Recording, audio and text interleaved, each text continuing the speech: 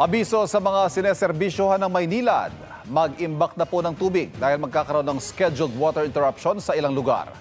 Kung saan-saan yan at kung anong oras, alamin sa pagtutok ni Katrina Son.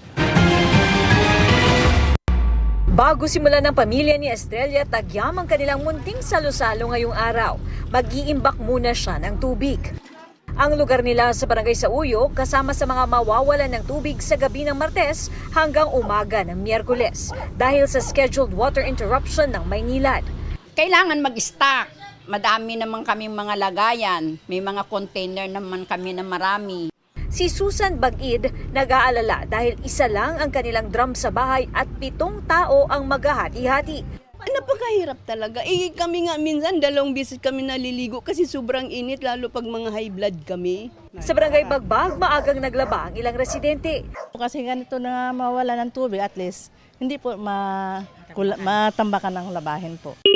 Sa anunsyo ng Maynilad, apektado ang ilang lugar sa Las Piñas at Parañaque dahil sa decommissioning at diagnostics.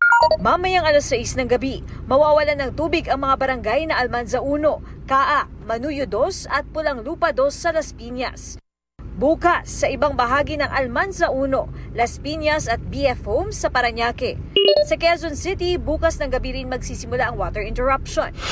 Pagtitiyak ng Maynilad, itinaon nila sa off-peak hours ang karamihan sa maintenance works para maiwasang makaabala. Gayunman, inaabisuhan nila ang mga residente ng mga apektadong lugar na mag-imbak ng tubig. Para sa GMA Integrated News, Katrina Son, nakatutok 24 oras. Mga kapuso, patuloy na tumutok sa mga balita. Mag-subscribe sa GMA Integrated News sa YouTube. Sa mga kapuso abroad, samahan niyo kami sa GMA Pinoy TV at www.gmanews.tv.